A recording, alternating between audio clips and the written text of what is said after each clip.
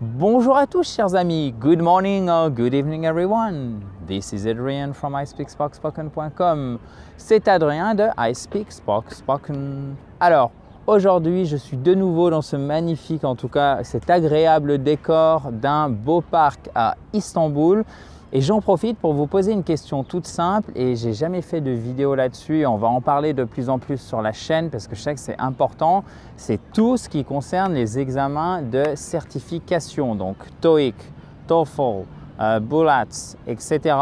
Donc j'ai une question pour vous, très simple. Enfin même, vous allez voir peut-être une seconde en fait.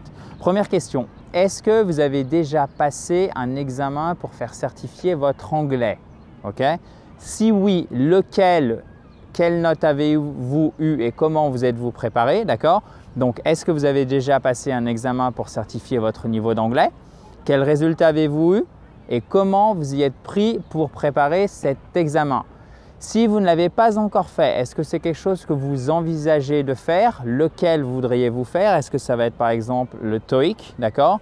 Dans quel but? Comment vous voulez en fait vous y prendre? Donc, en fait, c'est la démarche, c'est si vous avez déjà fait certifier votre niveau d'anglais, comment vous y êtes pris, quel examen, vous avez quel résultat, si vous ne l'avez pas encore fait, est-ce que c'est quelque chose que vous aimeriez faire?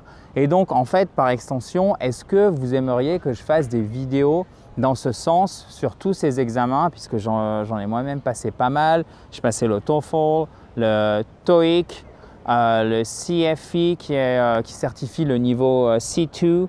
C'est le niveau C2 en fait, qui est le niveau le plus élevé qu'on peut avoir lorsqu'on n'est pas native speaker, lorsqu'on n'est pas anglais de langue maternelle, d'accord?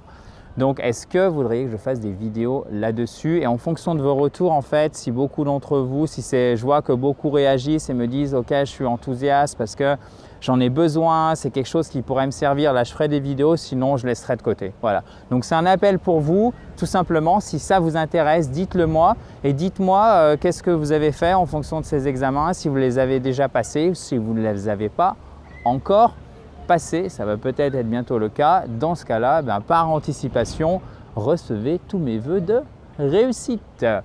Donc, on va se retrouver demain pour une vidéo un petit peu plus classique, d'accord? On va reprendre le fil normal de votre apprentissage de l'anglais pour mieux le parler et par extension me l'écrire, mais on se concentre vraiment sur l'oral et sur l'anglais du quotidien. Je regarde sur la gauche parce qu'il y a un chat qui vient juste d'arriver.